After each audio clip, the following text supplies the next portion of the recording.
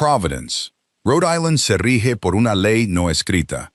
Nadie toca a Marcus Ferraro, y Marcus Ferraro no toca a los policías. Tiene 37 años. Es dueño del puerto, de la mitad de Federal Hill y de una naviera. Nadie ha sido lo bastante valiente como para auditarla en 9 años. No bebe. No, levanta la voz. Nunca ha tenido que hacerlo. Durante 12 años, ha vivido según una única regla. Y esa regla es la razón por la que nadie en esta ciudad le ha puesto una mano encima. Luego, a las 17 de una fría mañana de noviembre, las puertas del hospital de Rhode Island se abrieron. Una sala de espera llena de extraños vio entrar al hombre más poderoso de Nueva Inglaterra. Su camisa estaba empapada en su propia sangre. Sus manos temblaban. Llevaba en brazos a una joven detective inconsciente y gritaba pidiendo una camilla. Todos los teléfonos de ese vestíbulo se levantaron. Todos y cada uno de ellos lo grabaron. En 20 minutos, toda la ciudad había visto el video, y nadie podía explicar lo que estaban viendo. Porque un hombre como Marcus Ferraro tenía todas las razones del mundo para pasar de largo, para dejar a esa mujer exactamente donde la encontró. Ella era policía. Él era todo lo que ella había jurado encerrar, y no la abandonó. Lo que sucedió en los siguientes 14 días desgarraría esta ciudad, acabaría con carreras que habían durado décadas, y obligaría a un hombre que toda la ciudad creía sin conciencia a responder por fin a la única pregunta de la que llevaba 12 años huyendo. Si esta historia te conmueve, deja un me gusta para que más gente pueda encontrarla. Suscríbete si quieres escuchar más historias como esta, y compártela con alguien que crea que la gente todavía puede sorprenderte. Ahora, volvamos a la mañana en que todo empezó. A las 5 de la mañana, Helena Callahan deslizó la última caja de almacenamiento a su estante. Dejó caer los brazos a los lados en el silencio de una habitación 2 pisos bajo la calle. Había trabajado allí 4 años, entre el papel y el polvo. Y en 4 años el sótano le había mostrado exactamente una amabilidad, y era que nadie bajaba nunca. Ningún compañero apoyado en la puerta con una taza de café. Ninguna reunión informativa de turno. Nadie acercando una silla para hablar de un caso a las 2 de la mañana. No como su padre solía decir que se hacía realmente el trabajo. Solo las cajas, el zumbido de las luces y el sonido de sus propios zapatos sobre el hormigón. Se había convertido en detective a los 23 años, la más joven de su promoción ese año. Y 11 meses después, había llegado una orden de traslado, con la palabra temporal, escrita pulcramente en la parte superior, y llevaba 4 años leyendo esa palabra. Nadie en el edificio le había dicho nunca la razón a la cara. No lo necesitaban. Lo había entendido en su primera semana en el comedor del segundo piso. Puso su bandeja en una mesa, con 4 hombres alrededor, y vio cómo los 4 recordaban algo urgente que debían hacer en otro lugar. Comió sola ese día. Comió sola al día siguiente y al siguiente. Y al final de ese mes, había dejado de subir allí. Empezó a comer en su escritorio con una carpeta abierta junto a su plato, para que pareciera trabajo en lugar de lo que era. Su padre había llevado el mismo uniforme durante 22 años. 12 años atrás, lo encontraron en su coche en el puerto. Y 3 semanas después del funeral, salió un informe de asuntos internos. Tenía 4 palabras que hicieron más daño a lo que quedaba de su familia que las 2 balas. No en acto de servicio. Acto de servicio significaba una bandera doblada, una pensión y hombres de uniforme de gala bajo la lluvia. Fuera de servicio no significaba nada en absoluto. La prestación del departamento desapareció. La cobertura sanitaria se fue con ella. Su madre tenía 51 años y no había trabajado fuera de casa en 20 años. Y 6 años después, llegó el cáncer. Y Helena lo pagó de la única manera que una joven policía sin ayuda puede pagar algo. Es decir, poco a poco. Vendió la camioneta de su padre. Vendió la casa de la calle Eve. Y luego todo lo que quedaba dentro de la casa. Y cuando no hubo nada más que vender, empezó a firmar acuerdos de pago en la oficina del hospital. $41,000 todavía figuraban en esos acuerdos. Su madre llevaba 3 años muerta, y Helena seguía pagando por la habitación en la que murió. $312, el día 15 de cada mes. Había hecho las cuentas una vez. y luego se obligó a dejar de hacerlas. Se metió la mano bajo el cuello y tocó la pequeña medalla de bronce que llevaba allí. La giró una vez entre dos dedos, como hacía cada mañana sin pensar.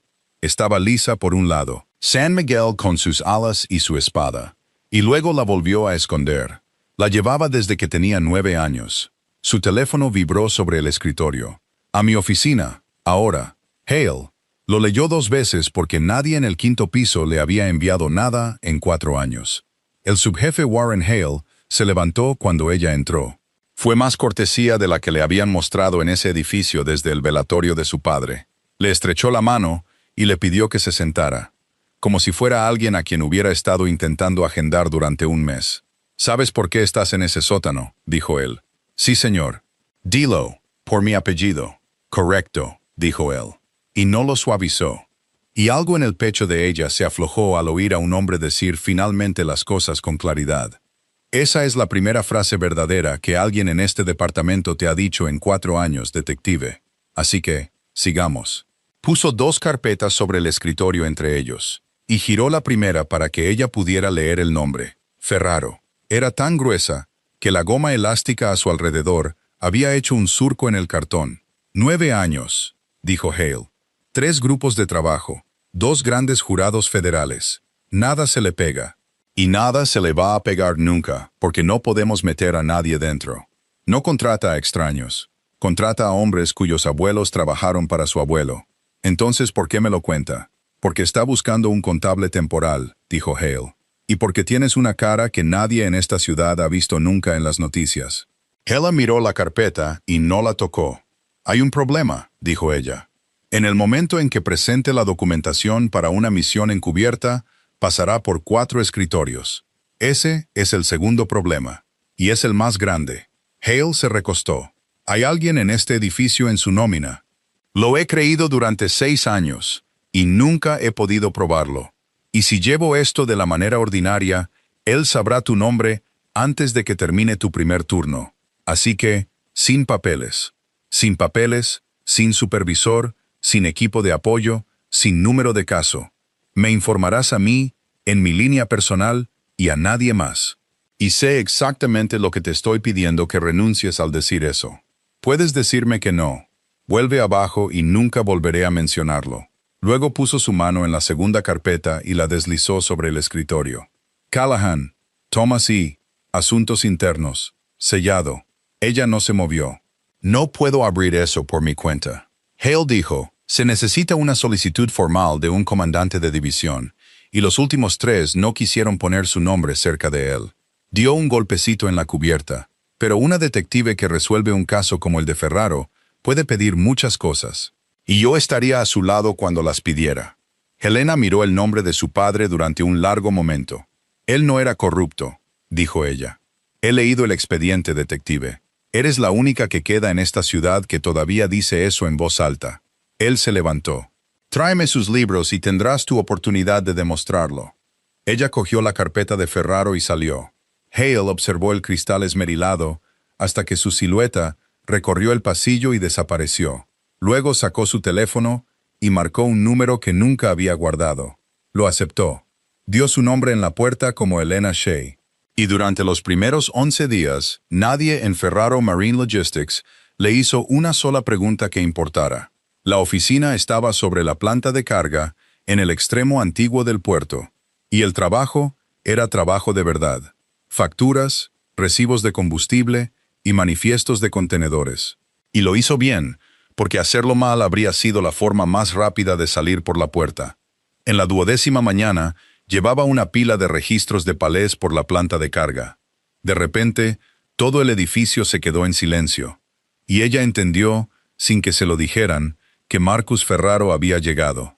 Había estudiado 9 años de fotografías del hombre, y ninguna de ellas la había preparado para lo que realmente le sucedía a una habitación cuando él entraba. Nadie dejó de trabajar. Simplemente, todos se volvieron cuidadosos. Caminó por la planta lentamente, como un hombre camina por su propia tierra, y se detuvo en el muelle de carga donde el capataz del patio estaba de pie. Tenía una tablilla con papeles apoyada en la cadera. Helena dejó los registros sobre una caja y no se movió, porque para entonces Había aprendido que en ese edificio, lo más seguro era estar ocupada y cerca. El capataz era un hombre corpulento de unos 50 años.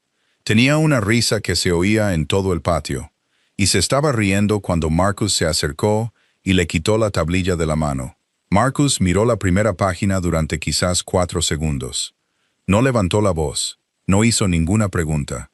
Le devolvió la tablilla y dijo, «Los hombres trabajaron esas horas, Ray». Y eso fue todo lo que dijo. El capataz abrió la boca y luego la cerró. Luego dejó la tablilla en la barandilla y salió por la puerta del muelle. Se adentró en la luz gris sin pasar por su taquilla. Y nunca volvió. Nadie lo vio irse. Nadie dijo nada al respecto después. Helena se quedó allí con las manos todavía en los registros de Palés, y sintió cómo la aritmética de la situación se asentaba en ella. Que un hombre pudiera terminar el empleo de 20 años de otro hombre en 11 palabras, y no necesitar una segunda frase. Y que todos en esa planta habían entendido las 11 palabras exactamente de la misma manera. Entonces Marcus se giró y la miró, y ella sintió que el pulso se le subía a la garganta. Señorita Shea, Dijo él. el envío de Norfolk. ¿Cuál es la demora de los 2 contenedores que excedieron el tiempo libre? Y ella le respondió sin dudar, sin buscar una carpeta, sin siquiera tomar aliento en medio, porque había pasado la noche anterior leyendo esa cuenta hasta que le ardieron los ojos. $1,140, dijo. 6 días a $95 por contenedor. Él asintió una vez, le dio las gracias y siguió caminando. Ella subió los registros de Palés, se sentó en su escritorio y puso ambas palmas sobre él, y se dijo a sí misma que había hecho exactamente lo que una buena empleada debería haber hecho. En el pasillo, Marcus se detuvo en la ventana que daba a la planta de carga. Dominic Sabatini se acercó a su lado sin ser llamado. «Es rápida», dijo Dominic. «Respondió demasiado rápido», dijo Marcus. Dominic esperó. «Una contable de verdad habría abierto el archivo», dijo Marcus. «Una contable de verdad maneja 400 conceptos en una semana. Y no lleva ninguno en la cabeza, porque no hay razón para ello. Tenía ese número memorizado antes de que se lo pidiera. Eso significa que estudió para un examen que pensó que le iba a hacer. A Dominic le llevó 2 días. Entró en la oficina un jueves por la noche con una carpeta. La dejó sobre la mesa y no se sentó. Helena Callahan dijo, 27 años, policía de Providence, se hizo detective a los 23. Trabajó en delitos contra la propiedad durante 11 meses. 4 años en la sala de archivos en el sótano. Sin compañero, sin casos activos, sin condecoraciones, nada. Marcus pasó una página. Y su padre, dijo Dominic, Thomas Callahan, 22 años en el cuerpo, murió hace 12 años en el puerto. Y Asuntos Internos emitió un informe después diciendo que estaba allí por asuntos propios. La familia perdió la prestación por fallecimiento por eso. Marcus no dijo nada. No hay número de casos sobre ella, dijo Dominic. Ninguna orden judicial sobre ninguno de nuestros proveedores. Nada moviéndose en el juzgado. Nadie vigilando el patio. Quienquiera que la envió extraoficialmente. Dejó pasar un momento. Encárgate, dijo Marcus. Marcus se levantó y fue al terminal al final del escritorio. Abrió la cámara que cubría la planta de carga y la rebobinó a esa mañana, al momento en que ella había dejado los registros de Palés en la caja. Lo reprodujo a 1/4 de velocidad. Dominic estaba de pie detrás de él, con los brazos cruzados. Vio a una mujer dejar una pila de papeles y enderezarse, y no pudo ver qué había en ello que valiera la pena ver 2 veces. Marcus lo reprodujo de nuevo. Lo reprodujo una tercera vez y lo detuvo, y la imagen se quedó allí, granulada y gris, en el medio segundo en que ella se inclinó sobre la caja, y algo pequeño y de bronce se deslizó de debajo de su cuello. Colgó una vez al final de una cadena antes de que ella lo cogiera y lo volviera a esconder. Marcus se quedó frente a esa imagen congelada durante mucho tiempo. No se inclinó, no hizo zoom, simplemente se quedó allí, con una mano apoyada en el respaldo de la silla, y la miró como un hombre mira una fotografía en un cajón que abrió por una razón completamente diferente. Y la oficina estaba tan silenciosa que Dominic podía oír a las gaviotas sobre el agua. Entonces Marcus dijo, «Se queda». Dominic descruzó los brazos. Marcus, es una policía. Nadie la toca, dijo Marcus. Nadie la sigue a casa. Nadie le hace otra pregunta. Se queda exactamente donde está. Pondrá a toda esta casa en una prisión federal. No, dijo Marcus, y apagó el terminal. No encontrará lo que la enviaron a buscar. En la tercera semana, las puertas comenzaron a abrirse. Y Helena era demasiado buena detective como para no notarlo. Y no lo suficientemente buena mintiéndose a sí misma como para nombrar lo que significaba. El lunes, la trasladaron de la mesa compartida junto a la ventana a un escritorio fuera de la oficina, donde se guardaban las cuentas más antiguas. El miércoles le entregaron las conciliaciones de proveedores de todo el patio norte. 3 años de ellas. Un trabajo que normalmente iba a un hombre que había estado con la compañía desde antes de que ella naciera. El viernes apareció una llave en su bandeja sin ninguna nota, y abría la sala de archivos al final del pasillo. Se dijo a sí misma que así era como se veía la competencia desde dentro, que había sido cuidadosa, útil y silenciosa, y que a las personas que son cuidadosas, útiles y silenciosas se les da más trabajo. Se dijo eso durante 4 días. Luego, el martes siguiente, encontró la partida. Estaba enterrada en la nómina, en un sublibro del patio norte, y era lo suficientemente pequeña como para que casi la pasara por alto. $680, 2 veces al mes, a una mujer llamada Kathleen Ward.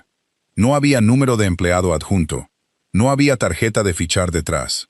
Helena revisó 3 años de nóminas y encontró la misma cantidad en las mismas 2 fechas de cada mes, sin interrupción, sin ajuste por festivo, sin ser redondeada ni una sola vez. Luego fue a los archivos de personal y encontró a Eugene Ward. Patio Norte, 19 años de servicio, fallecido. Había muerto 3 años antes, un domingo de febrero, y los pagos habían comenzado el viernes siguiente y nunca se habían detenido. Se quedó pensando en eso durante mucho tiempo. Luego, hizo lo que cualquier detective habría hecho. Comprobó si era una tapadera. Lo rastreó hacia atrás y hacia adelante. Buscó una ruta de retorno, una segunda cuenta, un nombre que apareciera 2 veces. Cualquier cosa que convirtiera $680 2 veces al mes en lo que necesitaba que fuera. No había ninguna. El dinero salía de la compañía y entraba en una cuenta de ahorros en una cooperativa de crédito en la avenida Atwells. Y se quedaba allí. Y alimentaba a una mujer. Y eso era todo lo que hacía. Y lo hacía en silencio. El jueves, condujo hasta el patio norte con una carpeta que no necesitaba.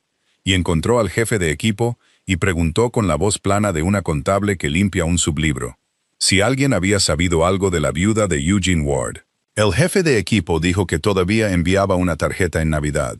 Dijo que ella le había contado una vez que Eugene había comprado una especie de anualidad a través del sindicato en los años 80, sin mencionárselo nunca, y que daba gracias a Dios por ello cada mes.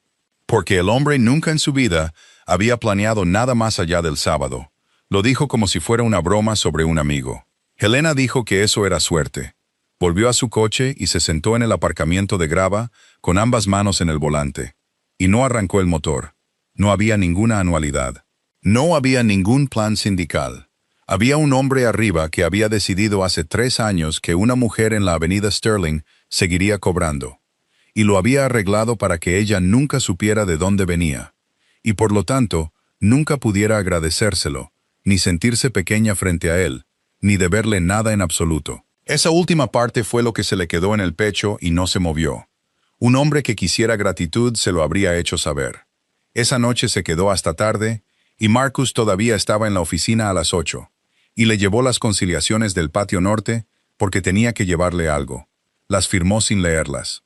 Luego le preguntó cómo estaba su madre, y ella dijo que había fallecido. Él dijo que lamentaba oírlo, y ella se oyó decir, antes de haber decidido decirlo, ¿alguna vez te sientes culpable? Fue una pregunta imprudente, y lo supo antes de que la frase terminara. Él no levantó la vista de inmediato. Cuando lo hizo, la miró más tiempo de lo que un hombre mira a una contable. Todos los días, dijo él, pero no por las cosas que estás pensando. Ella esperó. Él volvió a los papeles, y la conversación terminó. Y ella se la llevó a casa, y la mantuvo despierta hasta casi las 3. Escribió su informe a la mañana siguiente en una cafetería en Broadway, de espaldas a la pared. Escribió sobre las conciliaciones y la llave de la sala de archivos, y sobre el volumen que se movía por el patio norte. Escribió 3 frases sobre Kathleen Ward, y luego las borró. Y se quedó mirando el espacio vacío donde habían estado durante 1 minuto entero. Y no podría haberle dicho a nadie por qué lo había hecho. Envió lo que quedaba. Warren Hale la llamó en menos de 1 hora. No preguntó por armas, no preguntó por narcóticos ni por los contenedores, ni por quién entraba por la puerta de la oficina después del anochecer. Y después, despierta en la cama, se daría cuenta de que no podía recordar que él le hubiera hecho una sola pregunta, sobre nada que un grupo de trabajo quisiera saber. Lo que preguntó fue esto: ¿has visto un libro de contabilidad en alguna parte? Uno antiguo, llevado a mano, con cubierta de cuero verde. Y luego, cuando ella no respondió de inmediato, dijo su nombre y lo preguntó de nuevo. Buscó el libro de contabilidad verde durante 2 semanas y nunca lo encontró. Y en la 6ª semana, dejó de buscarlo y decidió llevárselo todo. Llovió todo ese jueves, tan fuerte que la planta de carga se vació a las 6, y para las 9:30, no quedaba nadie en el edificio excepto el vigilante nocturno en la puerta. Helena se sentó en el terminal de la sala de archivos con una memoria USB en el bolsillo, y el corazón le latía como algo atrapado. Había pensado en esto durante 11 días. Había pensado en el hecho de que no tenía orden judicial, ni número de caso, ni expediente, y que cualquier cosa que sacara de esa máquina no valdría nada en un tribunal, y había decidido que no le importaba porque ya no estaba construyendo un caso. Estaba respondiendo a una pregunta. Conectó la memoria y comenzó la copia, observando la barra de progreso, y afuera la lluvia caía sobre el techo del cobertizo de carga en largas cortinas, y contaba su propia respiración para mantener las manos quietas. Llevaba 40 minutos cuando la luz del pasillo cambió. Se dio la vuelta y Marcus Ferraro estaba de pie en la puerta con el abrigo sobre el brazo. Ella no se movió y sus manos se quedaron exactamente donde estaban, en el teclado, frente a una pantalla que se lo decía todo. Ninguno de los dos dijo nada durante lo que pareció mucho tiempo. Luego él entró, sacó la segunda silla de la pared y la colocó frente a ella, y se sentó sin prisa, como un hombre se sienta en una mesa de cocina a altas horas de la noche. «Siéntese, señorita Callahan», dijo él. El aliento se le escapó de golpe. Se quedó de pie. «¿Cuánto tiempo?», dijo ella. «Desde la 2ª semana». Se sentó. Se sentó porque sus piernas habían dejado de ser fiables, y porque ya no quedaba nada que fingir. Y el alivio de no fingir fue tan enorme que por un segundo pensó que podría vomitar. 6 semanas, dijo ella. 6 semanas, y no dijiste nada. Tenías un trabajo que hacer, dijo él.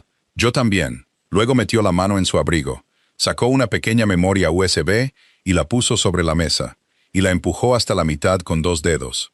Helena la miró y no la tocó. «¿Qué es eso?» «Todo por lo que viniste», dijo él. 9 años de ello. El segundo juego de libros, los reales, las cuentas, las rutas, los nombres de los hombres que lo mueven y los hombres que pagan por ello. No resúmenes, documentos originales. Ella todavía no la tocó. ¿Suficiente para condenarte? Suficiente para encerrarme durante 30 años, dijo él. Y lo dijo como otro hombre diría que la marea sube a las 4. Ella lo miró fijamente. ¿Por qué? Tómalo, dijo él. Cierra tu expediente. Sal de ese edificio y no vuelvas nunca a este puerto. Oyó la lluvia y el zumbido de la máquina a su lado, y su propia voz sonando muy lejana. Nadie le entrega a un detective su propia condena, dijo ella. No por nada. Siempre hay algo al otro lado. Lo hay, dijo él. ¿Qué? Que te vayas, dijo él. Dejó que eso se asentara. Ese es todo el precio. Lo tomas, lo archivas, y nunca vuelves a poner un pie en este muelle.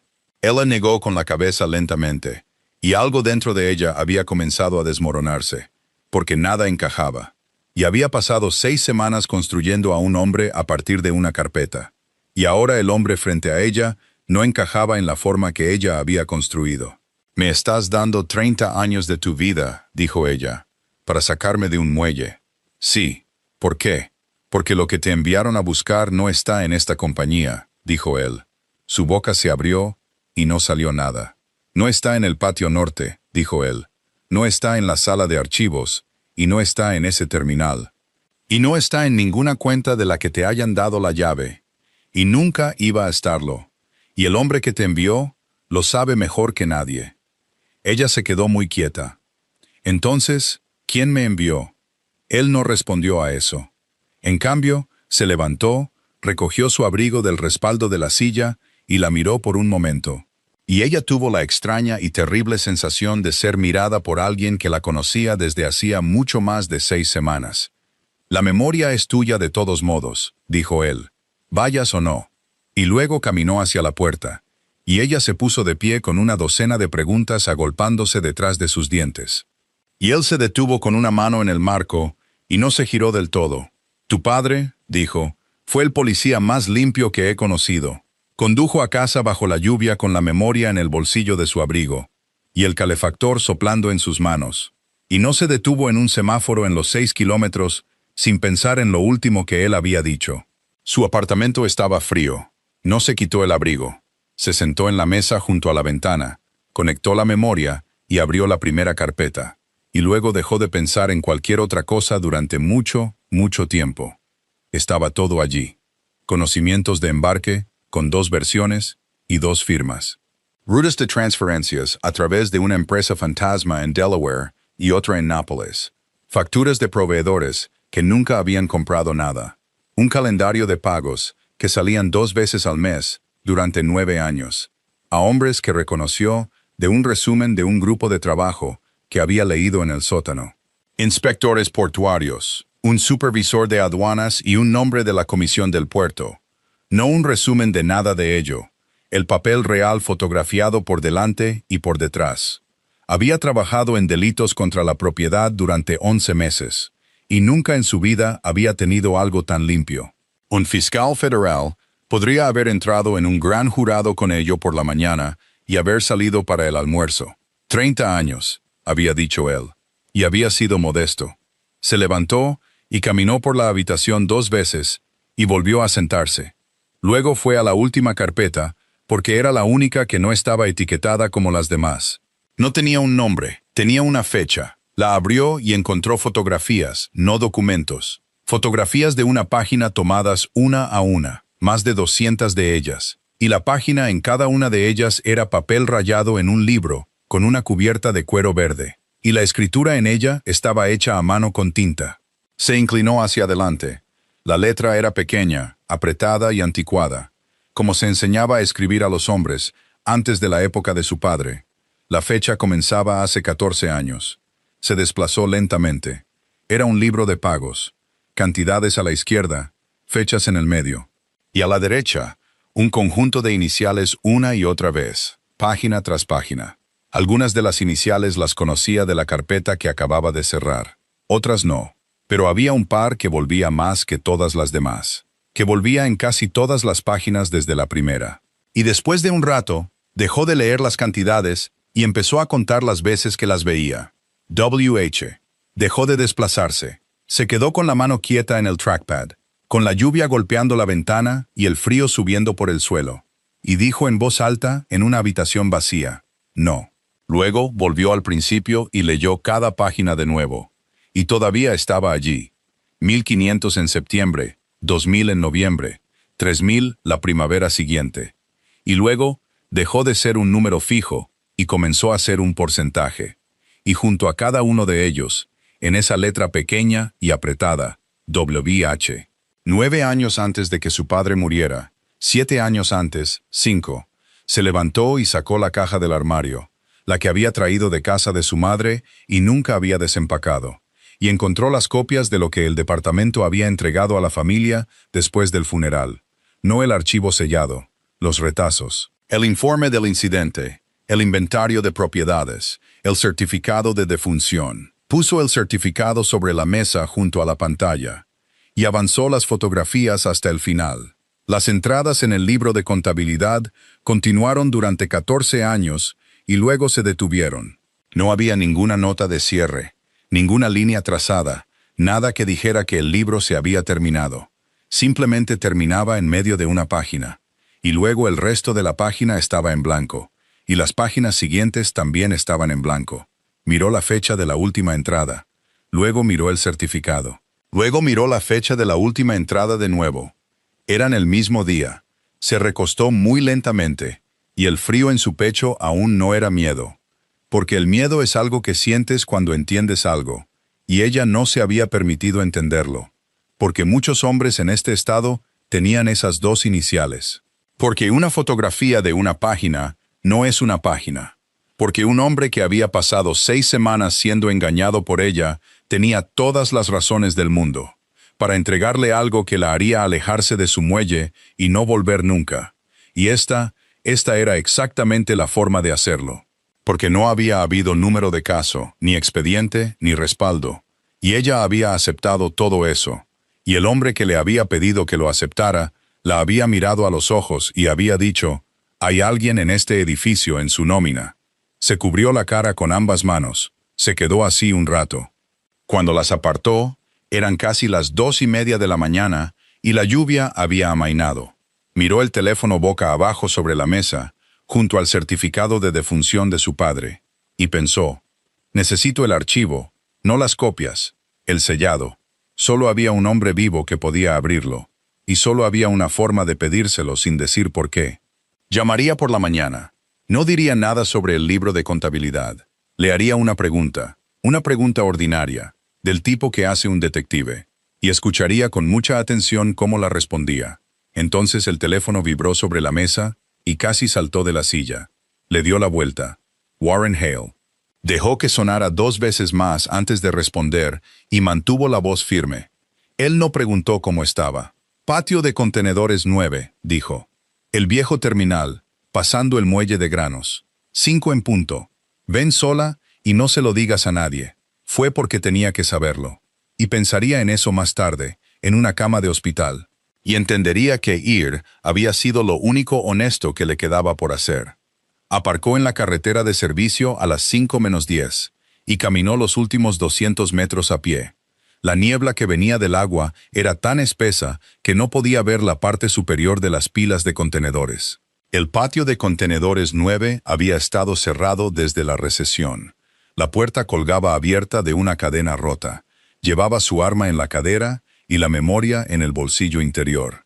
Y no se lo había dicho a nadie, ni a una sola alma viviente. Y había pasado el viaje componiendo la pregunta que le iba a hacer. ¿Por qué nunca mencionó un libro de contabilidad a ningún grupo de trabajo en 9 años? Esa era la pregunta. Iba a observar su rostro mientras respondía. Se detuvo justo dentro de la puerta y escuchó. La niebla hace cosas extrañas con el sonido en un puerto. Podía oír la boya más allá del rompeolas y el agua golpeando los pilotes. Y nada más. Y luego, a su derecha, un motor al ralentí. Se movió hacia él, a lo largo de la primera fila de contenedores, con una mano apoyada en el acero frío. Había 3 vehículos aparcados en fila, en el carril abierto entre las filas. En marcha, con los faros apagados. Eso fue lo primero que estaba mal. Lo segundo fue que no había ningún coche sin distintivos entre ellos. Y lo tercero, lo que la detuvo donde estaba, con la mano plana contra una puerta de contenedor, fueron los hombres. Había 6 de ellos, de pie, relajados y sin prisa. De la forma en que los hombres se paran cuando han llegado a algún lugar temprano. Llevaban chalecos antibalas y guantes, y portaban rifles colgados del pecho. Y en la parte delantera de esos chalecos, donde van las letras grandes, donde va la palabra policía, no había nada en absoluto. Ningún parche, ningún escudo, ningún número de unidad, ninguna cinta con el nombre, ninguna placa en una cadena. Ningún coche patrulla en ninguna parte de ese patio. Había trabajado 11 meses en la calle y 4 años leyendo los informes de otros. Y supo con una certeza que llegó de repente y no dejó lugar a dudas, que ninguna operación legal en el estado de Rhode Island se ve así a las 5 de la mañana. Y entonces uno de ellos giró la cabeza, y la luz de posición del vehículo más cercano iluminó el lado de su cara. Lo conocía. Lo había visto en el ascensor quizás 200 veces. Narcóticos, segundo piso. Un hombre corpulento con una cicatriz en una ceja. Había presentado su renuncia hace 2 años. Y tuvo su fiesta de jubilación en el salón de un restaurante en la avenida Atwells, al que ella no había sido invitada. Tenía un rifle en las manos y un chaleco antibalas sin nada escrito. Y estaba de pie en un patio de contenedores cerrado a las 5 de la mañana esperándola. Todo se volvió muy silencioso dentro de ella. No era pánico. Era aritmética. Nadie sabía que estaba aquí. No había número de caso, ni expediente, ni supervisor, ni respaldo. Y nunca lo había habido. Y el hombre que había organizado todo eso, había elegido este lugar, y esta hora, él mismo. Y le había dicho con su propia voz: «Ven sola, y no se lo digas a nadie». Dio un paso hacia atrás. Su talón pisó una tira de fleje metálico, y raspó contra el hormigón.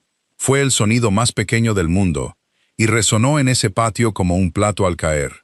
Una linterna se encendió. Corrió. Giró a la izquierda por la fila y tomó el primer hueco entre los contenedores. Y los oyó venir detrás de ella, botas y gritos y los motores arrancando. Y corrió con los brazos en alto contra la niebla en la oscuridad. Y no sacó su arma porque eran 6 contra 1. Y lo único que tenía era distancia. Todas las filas parecían iguales. Contó los giros para no quedar atrapada. Izquierda, luego derecha, luego izquierda de nuevo. Y salió a un carril abierto con la valla perimetral a 6 metros delante de ella. Malla de alambre, de 2,5 metros de alto, sin alambre de espino en la parte superior. La alcanzó corriendo y trepó. Pasó una pierna por encima. El primer disparo resonó detrás de ella, y sintió la valla vibrar bajo sus manos. El segundo la alcanzó. La atravesó como un golpe de martillo, bajo en el lado izquierdo, y le quitó la fuerza de esa pierna por completo, y cayó al otro lado de la valla con fuerza. Rodó sobre sus manos y rodillas en la grava. Podía oírlos correr. Se levantó. No podría haber dicho cómo. Dio 12 pasos en línea recta, y luego su pierna falló, y volvió a caer, y empezó a arrastrarse. Y había un hueco de mantenimiento entre los contenedores, donde uno había sido retirado hacía años. Y se metió en él, y siguió avanzando, arrastrándose entre 2 paredes de acero. Y se adentró todo lo que pudo. Apoyó la espalda contra el metal frío, y presionó su mano con fuerza contra su costado. Y se obligó a respirar lentamente. Unas botas pasaron por la entrada del hueco. Voces. Alguien dijo: «Sepárense». Se sentó en la oscuridad y sacó su teléfono del bolsillo del abrigo, con dedos que habían empezado a temblar, y miró la pantalla. Podía llamar al departamento. Cada línea que entraba en ese edificio, cada canal de despacho, cada mesa de servicio, cada llamada a un supervisor a las 5 de la mañana, todo terminaría frente al mismo hombre. Podía llamar al 911 y llegaría al mismo lugar. Había un número en el mundo que podía marcar que no pasaría por el escritorio de Warren Hale. Mantuvo el pulgar sobre él por un momento. Luego lo presionó. El teléfono sonó a las 5:02 en una casa en Federal Hill, donde las luces habían estado encendidas toda la noche. Y Marcus Ferraro respondió al segundo timbre. Nadie habló. Oyó una respiración rápida, superficial y cerca del auricular. El tipo de respiración que hace una persona cuando se queda quieta a propósito. Oyó agua en algún lugar detrás. Oyó un sonido metálico bajo, débil, que conocía como otro hombre conoce su propia calle, porque era el viento moviéndose a través del acero apilado. Dijo su nombre una vez en voz baja, y no obtuvo respuesta. Solo esa respiración, y luego un raspado de grava, y luego la línea permaneció abierta. Dejó el teléfono sobre la mesa y se levantó. Dominic Sabatini ya había entrado desde la cocina. Había oído la silla moverse. «¿Dónde?», dijo Dominic. «El viejo terminal», dijo Marcus. «Pasando el muelle de granos». Dominic se interpuso en la puerta. No lo hizo rápidamente, y no lo hizo como una amenaza. Simplemente se movió para que su hombro estuviera contra el marco y no hubiera forma de pasar. Y era un hombre de unos 40 y tantos años que conocía a Marcus desde que era un niño, y dijo lo que tenía que decir. «Escúchame, hace 6 semanas te dije que era una oficial de policía, y me dijiste que se quedaba. Bien, esa fue tu decisión. Pero esto no es eso. Ese patio ha estado cerrado desde la recesión. Hay una sola carretera de entrada y agua por 3 lados. Y te está llamando desde dentro a las 5 de la mañana después de que alguien la pusiera allí. Marcus no respondió. Esto es una trampa, dijo Dominic. No para ella, para ti. Alguien quería una razón para tenerte de pie en un solar vacío antes del amanecer sin nadie alrededor, y la encontraron. Y estás a punto de caer en ella por una contable que conoces desde hace 6 semanas. Marcus seguía sin responder. Si sales por esa puerta, mueres esta noche, dijo Dominic. Y entonces Marcus se dio la vuelta y se alejó de él, de vuelta a la casa. Y Dominic soltó un suspiro y apoyó la mano en el marco de la puerta, y cerró los ojos por un segundo, porque conocía a este hombre desde hacía 30 años, y nunca había tenido que decir algo 2 veces. Oyó abrirse un cajón en el estudio.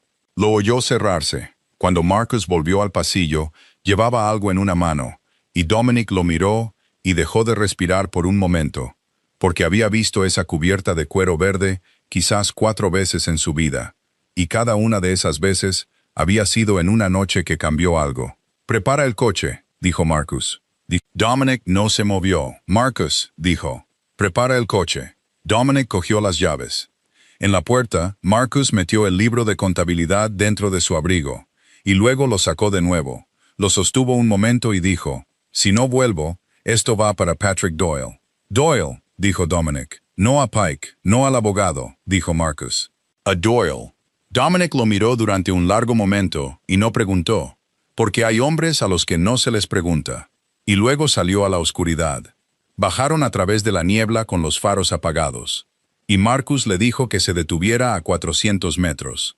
Y recorrieron el resto a pie por la orilla, donde la valla se había caído hacía años, y nadie la había arreglado nunca. Oyeron los motores antes de ver nada. Luego doblaron el final de la primera fila hacia el carril abierto. Y todo fue rápido. Alguien gritó. La primera ráfaga pasó por encima, y arrancó la pintura del contenedor junto a la cabeza de Marcus. Dominic disparó 4 veces al frente del vehículo más cercano, y los hombres detrás de él se tiraron al suelo. Y en el segundo que eso les compró, Marcus se metió a la izquierda entre los contenedores. Dominic lo siguió y avanzó 8 pasos antes de que algo lo girara a medias, y lo dejara de rodillas contra el acero. Se levantó, llegó a la esquina con el brazo izquierdo colgando y los dientes apretados, y dijo, «Vete». Y entonces el motor volvió a arrancar en el carril. El tiroteo se detuvo, y la niebla se tragó el sonido de los neumáticos mientras se alejaban. Marcus se adentró en las filas. La niebla estaba en el suelo entre los contenedores, como algo derramado, y cada carril se parecía a todos los demás. Se movió rápido con una mano extendida contra el metal frío y se obligó a escuchar. Nada. Agua, viento, la boya. Salió a la valla perimetral y vio dónde la malla de alambre estaba doblada, a lo largo del riel superior, y vio la grava removida al otro lado, y pasó por encima, 12 pasos, y luego las marcas cambiaron, y se quedó allí un momento mirando lo que el suelo le decía, y algo en su rostro se descompuso, algo que no se había movido en 12 años. Las siguió. Iban entre 2 filas hasta un hueco donde un contenedor había sido retirado y nunca reemplazado. Una ranura de oscuridad no más ancha que los hombros de un hombre. Se detuvo en la entrada. La niebla pasaba a su lado y no podía ver nada allí dentro. Y no llamó a la señorita Shea. Puso su mano contra el acero y llamó a la oscuridad, «Elena».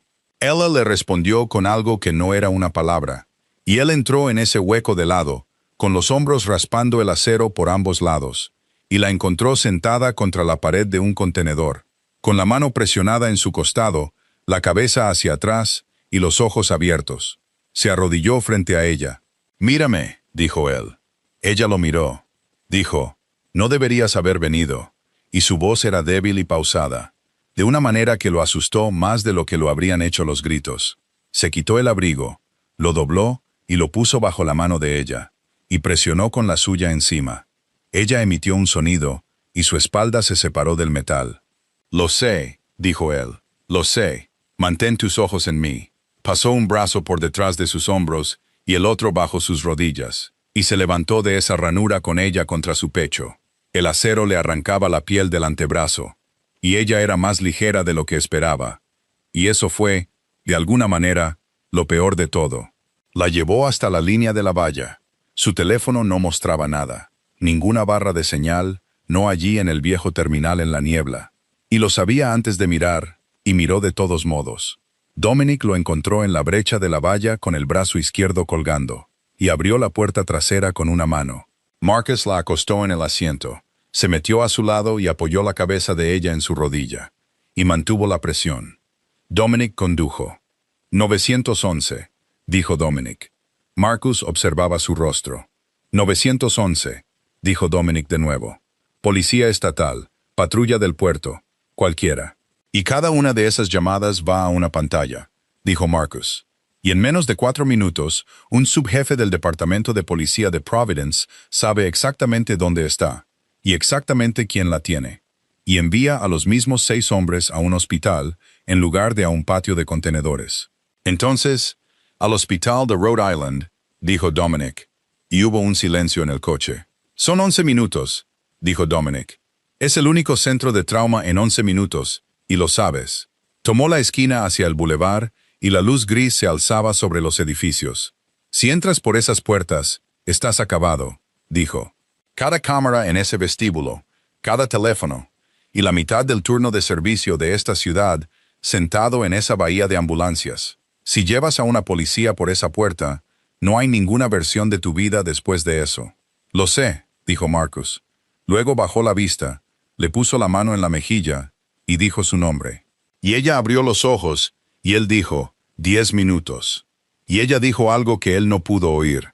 La sangre había traspasado por completo su camisa, en el lado izquierdo, y había llegado a su cinturón. Y él pensó que era de ella. No tenía ninguna razón para pensar lo contrario. Había sentido un fuerte golpe en la parte baja de su costado, en el carril entre los contenedores. Y lo había confundido con el contenedor. Subieron la rampa a las 17, y Dominic cruzó el coche en la entrada de la bahía de ambulancias. Y Marcus ya estaba fuera. La había levantado en brazos antes de que las ruedas dejaran de girar. Will subió rápidamente por la acera de hormigón, con el corazón latiéndole tan fuerte que lo sentía en la garganta, en las manos y detrás de los ojos. Las puertas de cristal se abrieron ante él, con ese sonido hidráulico lento y paciente que hacen. Y el aire cálido salió hacia él, oliendo a desinfectante. Y un guardia de seguridad cruzaba el suelo de baldosas con la mano extendida y la boca ya abierta. Marcus no disminuyó la velocidad. No lo miró. Pasó a su lado con el peso de ella apoyado en ambos antebrazos, y gritó hacia el pasillo. «Es una oficial de policía. Le han disparado. Traigan una camilla». Ahora. Algo se desató. Una mujer con uniforme de hospital salió corriendo de detrás del mostrador y golpeó una placa en la pared con la palma de la mano. Y una alarma comenzó a sonar en algún lugar más allá de las puertas. La camilla salió del pasillo de trauma con 3 personas detrás. Y él mismo la acostó en ella, con ambos brazos completamente debajo de ella, bajándola con cuidado como se deposita algo que se puede romper. Y no quería soltarla, y se obligó a hacerlo. Le cortaron el abrigo, le cortaron la camisa de debajo, las tijeras subiendo por el medio. Y todo se abrió de repente, y algo pequeño se le cayó. Golpeó la baldosa y sonó. Un sonido agudo y brillante en medio de todo ese ruido. Rodó unos centímetros y se detuvo. Nadie lo miró. Ya la estaban moviendo. Marcus se arrodilló en la baldosa y lo recogió. Estaba caliente por ella. Cerró la mano a su alrededor. Y luego miró su propia mano, y su mano estaba temblando.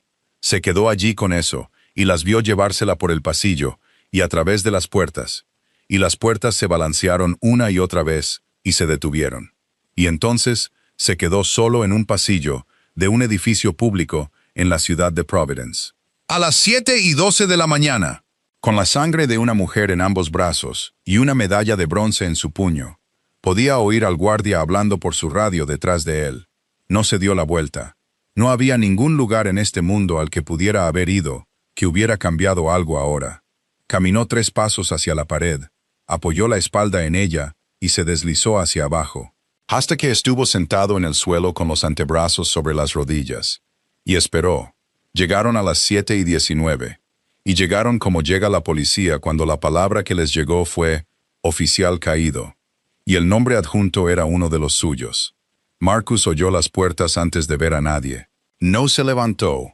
El hombre de delante tenía unos 50 años, canas en las sienes, un impermeable sobre un traje que parecía haber sido usado para dormir, y cruzó ese suelo de baldosas más rápido de lo que un hombre de su edad debería haber podido moverse.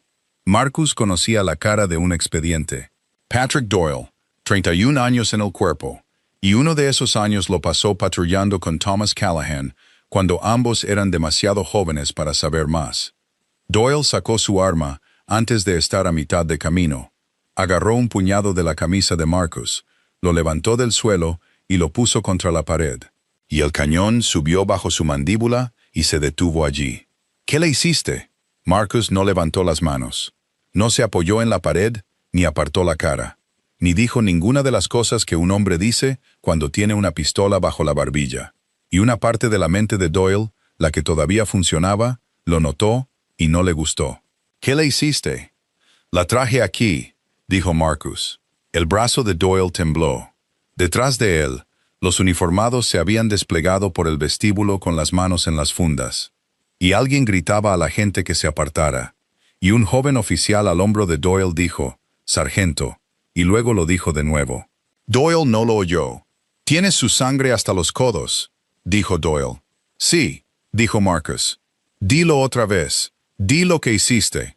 «La encontré en el viejo terminal», dijo Marcus. «Y la traje aquí». Eso fue todo lo que dijo. No explicó la niebla, ni la valla, ni los 11 minutos. Se quedó con la espalda contra la pared y dejó que el hombre frente a él decidiera.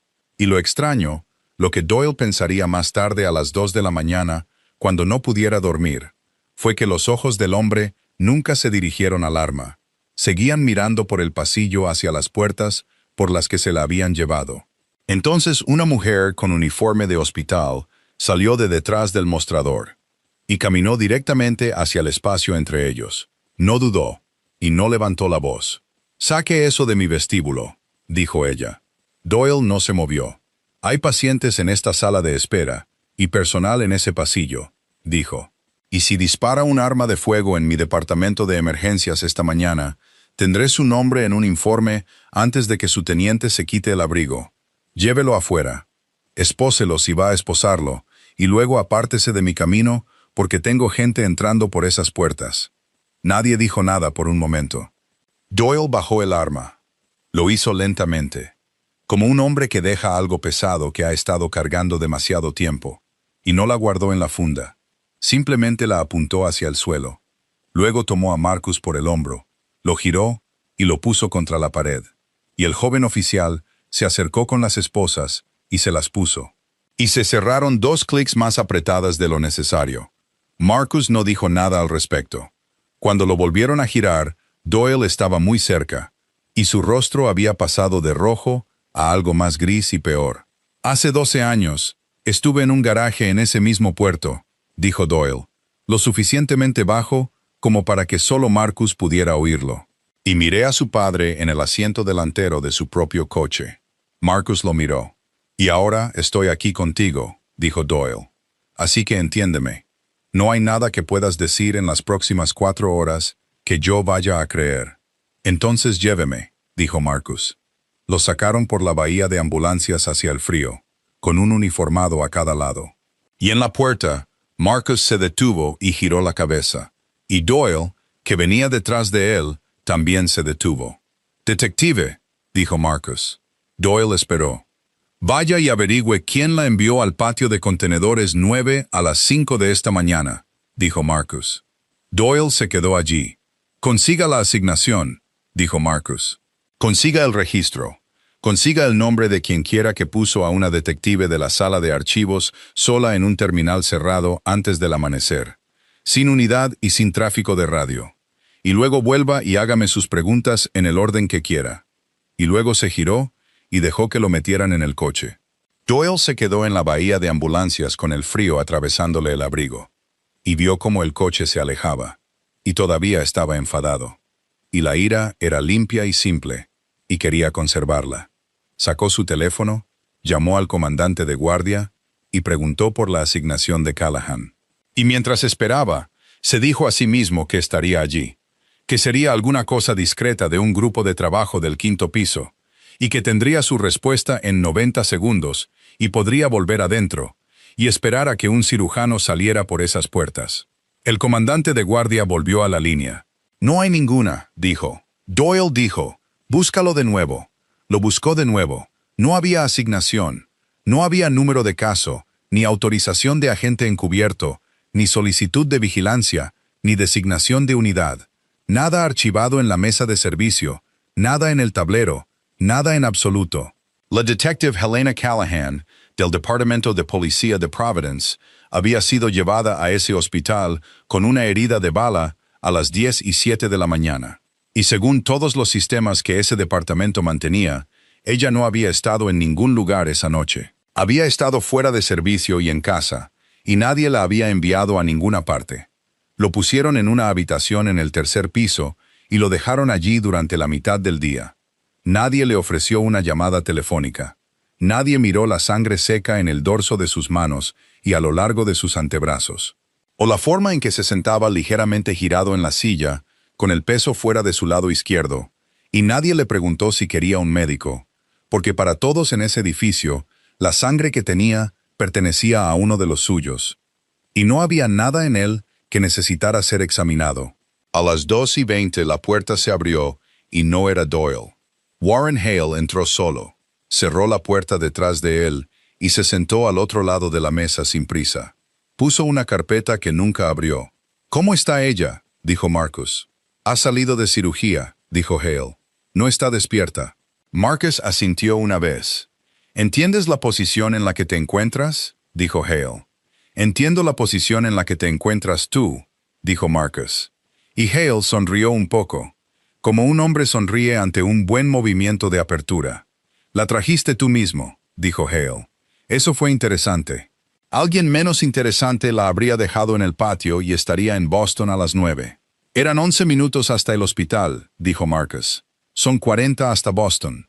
Hale dejó pasar eso. «Nadie la envió allí», dijo. «No hay papeles sobre ello. Ninguna asignación, ningún número de caso. Estaba fuera de servicio en su apartamento. Eso es lo que dicen los registros del departamento. Eso es lo que seguirán diciendo». «Entonces tendrás una tarde difícil», dijo Marcus. «¿Por qué?» «Porque a una detective le dispararon a las 5 de la mañana en un terminal cerrado», dijo Marcus. «Y las únicas 2 explicaciones que quedan son que fue allí por su propia iniciativa para encontrarse con un hombre al que había estado investigando, lo cual sería un asunto serio para el departamento. O que alguien la envió allí extraoficialmente, lo cual sería un asunto mucho más serio para quien lo hizo».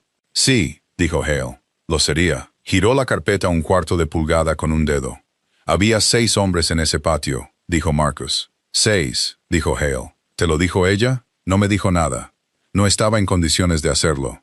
«Entonces, ¿cómo sabes que había 6?» «Había 4 juegos de marcas de neumáticos y un vehículo salió por la puerta norte», dijo Marcus. «Y he pasado 9 años aprendiendo cómo se ven los equipos tácticos de tu departamento cuando están trabajando. Y nada de lo que estaba en ese solar anoche era uno de ellos. Sin parches, sin escudos, ninguna unidad marcada en todo ese terminal». Hale lo miró durante un rato. «Eres un hombre cuidadoso», dijo. «Eso dicen. 9 años y nada se te pega. No por falta de intentarlo por tu parte», dijo Marcus. Hale asintió lentamente, como si estuvieran discutiendo sobre un conocido mutuo. Luego se levantó, caminó hacia la esquina de la habitación, extendió la mano y apagó la cámara. Se volvió a sentar. Ninguno de los dos dijo nada por un momento. «Dejémoslo», dijo Hale. «Sí», dijo Marcus. «Dejémoslo». «Hay un libro de contabilidad», dijo Hale. «Uno antiguo, llevado a mano, de cuero verde. Era el libro de Aldo Ferraro y debería haberse ido a la tumba con él. Y en cambio, lo has tenido en un cajón desde que tenías 25 años». Marcus no se movió. «Dámelo», dijo Hale, «y sales de este edificio limpio. No bajo fianza. Limpio. Sin cargos presentados. Sin pruebas retenidas. Y un informe que dice que prestaste ayuda a una oficial herida y cooperaste plenamente, lo cual resulta ser cierto. Podrías tener eso para la cena. ¿Y qué pasa con ella?, dijo Marcus. Se recupera, dijo Hale. Recibe su condecoración. Sale de ese sótano y vuelve a la calle donde quería estar. Y el archivo de su padre permanece sellado, y nunca aprende nada que le sirva de algo saber. Ese es un resultado mejor del que iba a obtener esta mañana. Marcus miró la mesa por un momento. Hace 12 años, dijo, te sentaste con Thomas Callahan y le ofreciste casi exactamente eso. El rostro de Hale no cambió. Le dijeron que podría recuperar su carrera, dijo Marcus. Le dijeron que lo que sea que pensara que tenía, podría guardarse y olvidarse, y que todos los involucrados estarían mejor por ello. 3 días después, lo encontraron en el asiento delantero de su propio coche en el puerto, con el motor todavía en marcha. Hale no dijo nada, y 3 semanas después de eso, dijo Marcus, Asuntos Internos emitió un informe. Decía que un oficial con 22 años de servicio estaba allí por asuntos propios, y su esposa perdió la prestación por fallecimiento, y su hija ha estado pagando a un hospital a plazos desde entonces. Esa es la parte que siempre he pensado que era innecesaria. Hale se quedó muy quieto. Luego empujó su silla hacia atrás, se levantó y recogió la carpeta que nunca había abierto, y rodeó la mesa y se inclinó cerca del oído de Marcus, lo suficientemente cerca como para que su voz fuera apenas más que un susurro. Duermo perfectamente, dijo. Se enderezó, caminó hacia la esquina, extendió la mano, volvió a encender la cámara y se dio la vuelta con el rostro completamente recompuesto. Y ahora sonreía, una sonrisa ordinaria y cansada, la sonrisa de un servidor público al final de un largo turno. Piense en lo que le he ofrecido, señor Ferraro, dijo en una voz perfectamente modulada para el micrófono. Mi puerta está abierta. Y salió, la puerta se cerró y la luz roja en la esquina siguió parpadeando. Cuando la puerta se cerró, Marcus se movió en su silla y se reclinó lentamente. Hizo una mueca de dolor cuando los rasguños superficiales en sus costillas se tensaron bajo su camisa empapada de sangre. Había evitado cualquier órgano vital, pero el fuego en su costado era un agudo recordatorio de lo cerca que estuvo la mañana de terminar de manera diferente. Durante un día y una noche, Helena Callahan se sumergió bajo la superficie de las cosas, y lo que subió a su encuentro allí abajo fue un invierno en el que no había pensado en 18 años. Era febrero, y el apartamento en Federal Hill tenía 2 habitaciones y una cocina, y su padre llevaba muerto 2 meses. Ese fue el invierno en que el cheque dejó de llegar. No había entendido nada de eso en ese momento. Solo había entendido que su madre había comenzado a sentarse en la mesa de la cocina a altas horas de la noche, con las facturas extendidas frente a ella, moviéndolas, poniendo una encima de otra y luego cambiando de opinión. Y que este era un juego sin fin y sin victoria. Había habido hombres antes. En enero. No había pasado nada. Su madre había firmado algo en la puerta, la había cerrado y se había quedado con la espalda apoyada en ella un rato. Luego fue febrero, y era un jueves, y alguien llamó 3 veces con fuerza. Y su madre se quedó muy quieta en medio de la habitación. «Elena», dijo su madre, debajo de la mesa. «Vamos, ahora». Y ella fue. Se metió debajo de la mesa de la cocina, apoyó la espalda en la pared, recogió las rodillas y hundió la cara en ellas, como le habían dicho, y se quedó allí. No levantó la vista, ni una sola vez. Lo había prometido y tenía 9 años. Y una promesa a los 9 es la cosa más fuerte que existe. Así que nunca vio la puerta abrirse. Nunca vio quién entró, ni cuántos, ni cómo eran. Y por el resto de su vida, no tendría ninguna imagen de esa noche. Solo sonidos, el olor del linóleo y el frío subiendo del suelo a sus piernas. Oyó la voz de su madre, delgada y rápida. Oyó la voz de un hombre responder, mayor, plana, no fuerte. Luego oyó algo que se posaba sobre la mesa encima de su cabeza. Algo pesado que se asentó con un peso suave. Y después de eso, un largo rato de nada más que papel. Páginas pasando una tras otra, sin prisa. El sonido seco de un libro siendo leído por alguien sin ninguna prisa en particular. Luego un bolígrafo. Podía oír la punta moviéndose. Luego las páginas volvieron hacia atrás y se detuvieron. Y avanzaron de nuevo y se detuvieron de nuevo. Nadie dijo nada por un rato. Y entonces una tercera voz habló, y era una voz joven, más joven que la de su padre, y era muy baja, y dijo, «La dirección está mal». Hubo una pausa. La voz mayor dijo algo que no pudo entender. «Es la entrada equivocada», dijo la voz joven. «Mira la calle. Esta casa no debe nada. Hemos terminado aquí». No pasó nada por un momento. Luego la silla raspó, y el libro fue recogido de la mesa. Y los oyó irse.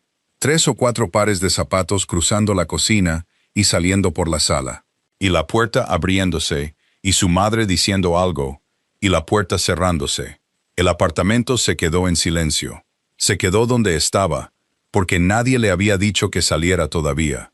Y entonces, alguien volvió. Oyó un par de pasos cruzar de nuevo el suelo de la cocina lentamente y detenerse junto a la mesa. Y luego lo oyó arrodillarse. Mantuvo la cara entre las rodillas. Lo oyó respirar. Y oyó un pequeño sonido metálico. Una cadena siendo levantada sobre una cabeza y recogida en una mano. Y luego algo fue colocado en el linóleo junto a su pie, muy suavemente, de la manera en que se pone algo que no debería hacer ruido. Entonces la voz joven dijo, «Cerca, bajo, y nada aterrador. No tengas miedo de la oscuridad», dijo. «Alguien ya ha pasado por ella antes que tú». Eso fue todo. Lo oyó levantarse, lo oyó irse, oyó la puerta principal cerrarse, y después de un rato, su madre vino, se arrodilló en el suelo, y la rodeó con ambos brazos. Y ninguna de las dos dijo nada durante mucho tiempo. Cuando finalmente salió, la encontró junto a la pata de la mesa. Una pequeña medalla de bronce en una cadena. San Miguel con sus alas y su espada, liso por un lado de haber sido llevado mucho tiempo por otra persona. Se la puso. La llevó a la tumba de su padre en primavera. Y la llevó durante la secundaria y la academia. Y nunca le dijo a nadie de dónde venía porque no tenía nada que contar. No conocía su rostro. Nunca lo había visto. Solo tenía la voz. Y para cuando tenía 20 años, ya no estaba segura de si la recordaba bien. Y a los 25, había dejado de estar segura de que hubiera sucedido en absoluto de la manera en que pensaba. Pero llevó la medalla todos los días durante 18 años. Y en las mañanas en que el mundo era muy frío y no había nadie en el edificio que se sentara a la mesa con ella. La tocaba una vez bajo el cuello y se iba a trabajar de todos modos. En la segunda tarde, la presión en la habitación cambió, y el invierno se fue. Y había un techo sobre ella, blanco, con una lámpara, y algo pegado en el dorso de su mano. Patrick Doyle estaba sentado en una silla junto a la ventana, con el abrigo sobre las rodillas. Y por su aspecto, llevaba mucho tiempo sentado allí. Intentó hablar, y salió como casi nada. Él se levantó y se acercó. Ella tragó saliva e intentó de nuevo. Y las primeras palabras que salieron de ella desde el patio de contenedores no fueron «¿Dónde estoy?», ni «¿Qué pasó?», ni «Voy a estar bien». Dijo «¿Quién me trajo?». Doyle se quedó allí un momento antes de responderle, porque había estado temiendo la pregunta durante 30 horas. «Marcus Ferraro», dijo él. Ella cerró los ojos. No parecía sorprendida, y eso fue lo primero que le salió mal a él, porque esperaba que se sorprendiera. «¿Dónde está?», dijo ella. «Bajo custodia». Se quedó quieta un rato y respiró. Y luego dijo, «Consígueme la asignación». «No hay ninguna», dijo Doyle. «Entonces consígueme el registro de llamadas, mi teléfono, cada llamada entrante de las últimas 6 semanas, la línea personal del subjefe, todo». Él no se movió. Ella abrió los ojos. «Detective», dijo él. «El registro del operador llegó esta mañana. No hay nada de ese número. Ni esta semana, ni la semana pasada, ni ninguna semana». Giró la cabeza en la almohada para mirarlo bien por primera vez. «Hubo 9 llamadas», dijo ella. «Hubo 9 llamadas en 6 semanas. Y la última llegó a las 2:25 de la mañana del jueves. Y duró 41 segundos. Y tengo su voz en mi oído ahora mismo, diciéndome que viniera sola». «No hay registro de ello», dijo Doyle. «Alguien con una cuenta administrativa entró en el sistema del departamento el jueves y sacó los registros de intercambio de esa línea. Me llevó un día a encontrar la eliminación, y la eliminación es todo lo que hay. El rastro se detiene en un inicio de sesión de supervisor. Y el inicio de sesión de supervisor se usó desde una oficina en el 5º piso. Dijo la última parte lentamente, como un hombre dice algo que ha estado tratando de no decir. Helena lo observó. «Siéntate», dijo ella. Él se sentó. «Mi padre», dijo ella. Doyle juntó las manos y las miró. «Fui yo quien habló con asuntos internos», dijo. «¿Lo sabías?» «Lo sé. 12 años me he dicho a mí mismo que fue lo correcto», dijo. «Fue mi compañero durante 2 años y di una declaración que terminó su carrera después de que ya estuviera en la tumba. Y lo hice porque un subjefe entró en mi oficina con una carpeta bajo el brazo y me dijo que iba a proteger a la familia de lo peor, si solo confirmaba lo que ya estaba en los papeles». Se detuvo, y nunca le pregunté de dónde venían los papeles. Eso fue todo lo que dijo al respecto. Helena no le dijo que estaba bien, porque no lo estaba, y había pasado 4 años en un sótano, pagando por la sentencia que él había ayudado a escribir. Dijo, «Mi abrigo». Él se levantó y lo encontró en el armario con la bolsa de pruebas, y ella le hizo revisar el bolsillo interior y la memoria todavía estaba allí. Él la miró en su palma. «¿Qué es esto?» «Todo», dijo ella. «Hay un portátil en el cajón». Lo colocó en la mesita auxiliar y giró la pantalla hacia ella. Y ella lo guió a través de las carpetas una por una. Y él revisó las rutas de transferencias, las empresas fantasma y el calendario de pagos. Y su rostro se endureció y envejeció con cada uno. Y dijo, «Esto es un caso federal». Y ella dijo, «Sigue». Luego dijo, «La última carpeta». Él la abrió. Se desplazó por las fotografías del libro de contabilidad verde y la letra pequeña y apretada, y las fechas que se remontaban 14 años, y después de unos 2 minutos dejó de desplazarse y se quedó muy quieto. Ella lo vio encontrarlo. Supo el momento exacto, porque su mandíbula se movió. W-I-H. Doyle volvió a la primera página. Empezó de nuevo y lo leyó correctamente. Y para cuando llegó a las entradas de hace 9 años, su mano estaba plana sobre la mesa junto al teclado. Y dijo en voz baja, «Oh, hijo de perra». Luego llegó al final. Miró la fecha de la última entrada, se recostó, y luego se inclinó y la miró de nuevo. Y Helena dijo, «Sí, ese es el día». Doyle se levantó tan rápido que la silla chocó contra la pared. Sacó su teléfono, caminó hacia la ventana y llamó a la recepción de la comisaría. Y Helena lo oyó decir el nombre de Ferraro. Y lo oyó pedir un supervisor, y luego oyó cambiar su voz. Pidió que trasladaran al hombre a una celda separada. Dijo las palabras custodia protectora 2 veces. Dijo, «No, escúchame. Nadie del 5º piso se le acerca». Y luego dejó de hablar y se quedó allí con el teléfono en la oreja, y la luz de la ventana en el lado de su cara. Y dijo, «Repite eso». Helena observó sus hombros. «Fue liberado», dijo Doyle. «¿Cuándo?» Escuchó. «Hace 40 minutos», dijo. «¿Quién pagó su fianza?» Escuchó de nuevo, y Helena lo vio cerrar los ojos. «¿Cuál era el nombre?», dijo Doyle. Luego bajó el teléfono y se dio la vuelta. «Gerald Pike», dijo. «El propio abogado de Ferraro. Lo ha tenido durante 20 años». Helena ya estaba buscando el portátil. «Espera», dijo Doyle. «No puedes sentarte así». Ella lo arrastró sobre la mesita con ambas manos. Y estaba desplazándose antes de que él llegara a ella, pasando las rutas de transferencias y entrando en el libro de contabilidad. De vuelta a través de las fotografías a las páginas del principio. Y se detuvo en una, y giró la pantalla para que él pudiera verla. Había 2 juegos de iniciales en la columna de la derecha. Siempre los había habido. Había contado el primero tantas veces que había dejado de ver lo que estaba escrito al lado. G.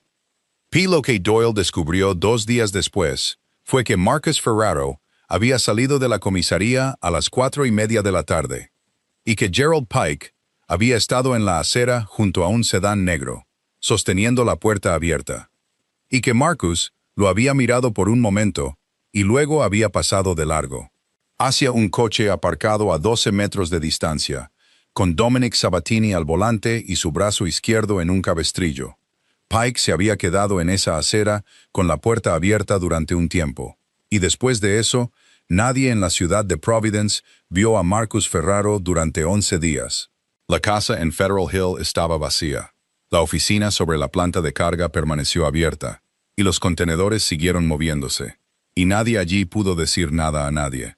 Al sexto día, un hombre fue a la casa de Patrick Doyle por la noche. Un hombre corpulento de unos 40 y tantos años con el brazo sujeto al pecho.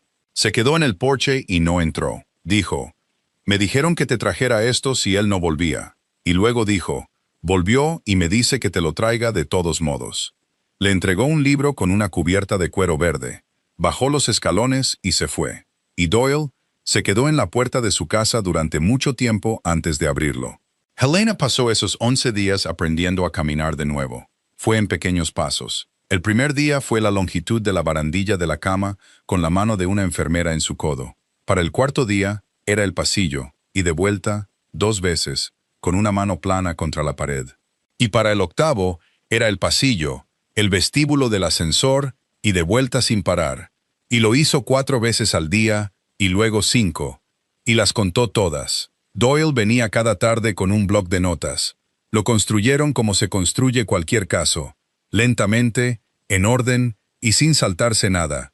Y lo que tenían al final era una pila. Los registros de intercambio eliminados y el inicio de sesión de supervisor que hizo la eliminación. La ausencia de cualquier asignación, orden o autorización en los registros del departamento. 6 hombres en un terminal cerrado sin insignias, uno de los cuales Helena podía nombrar de un ascensor, y 2 de los cuales Doyle identificó de una lista de jubilación antes de que terminara la semana, 9 años de documentos originales de las cuentas de Ferraro, y 211 fotografías de un libro llevado a mano durante 14 años, con 2 juegos de iniciales en la columna de la derecha, terminando el día que Thomas Callahan murió. Al 9º día, llevaron todo a la oficina del fiscal de los Estados Unidos para el distrito de Rhode Island. No lo llevaron al departamento de policía de Providence, y no lo llevaron al estado. Y Doyle tomó esa decisión en voz alta, en la habitación del hospital con su sombrero en las manos. Porque un subjefe con un inicio de sesión de supervisor puede llegar a cualquier cosa dentro de una ciudad, pero no puede llegar a un gran jurado federal. El buró llegó esa misma tarde. 2 agentes de la oficina de campo de Providence se sentaron en esa habitación de hospital durante 4 horas, y le hicieron a Helena las mismas preguntas en 6 órdenes diferentes. Y cuando se fueron, se llevaron la memoria, y Doyle entregó el libro de contabilidad con un recibo, y el recibo fue el primer trozo de papel en 12 años con el nombre de Thomas Callahan, que significaba algo bueno. Al 11º día, Marcus Ferraro entró en el edificio federal en Kennedy Plaza, sin ser llamado y sin ser arrestado, y le dijo a la recepcionista quién era. Tenía un abogado con él. No era Gerald Pike. Lo que sucedió en ese edificio tomó 2 días y produjo un documento, y el documento era un acuerdo de cooperación. Y era el tipo de acuerdo que un hombre no firma a menos que haya decidido que algo le importa más que los próximos 30 años de su vida. Aceptó testificar, aceptó entregar las cuentas, y en el último párrafo, en un lenguaje tan plano como un manifiesto de carga, aceptó llevar un dispositivo de grabación. Helena lo vio por primera vez un jueves en una habitación en el 4º piso de ese edificio, con una mesa, 8 sillas y una ventana que no se abría. Ella usaba un bastón.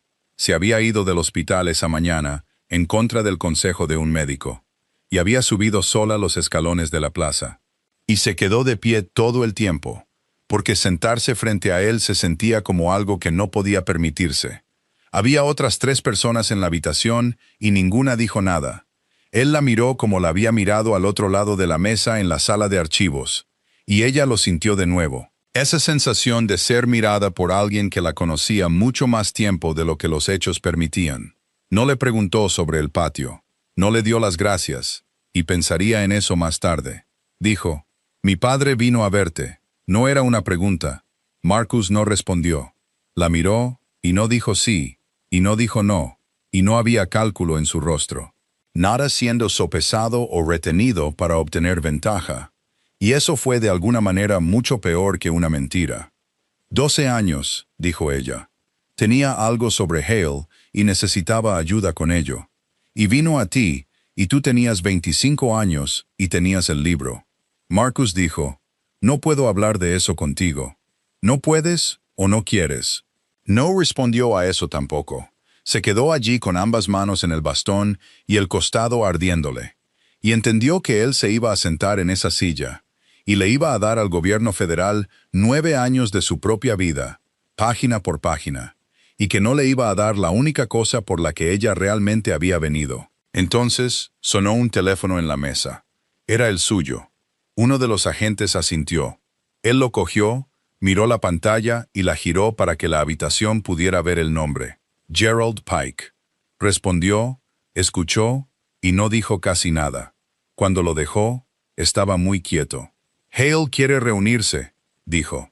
Gerald Pike había estado recogiendo a Marcus Ferraro en las aceras durante 20 años.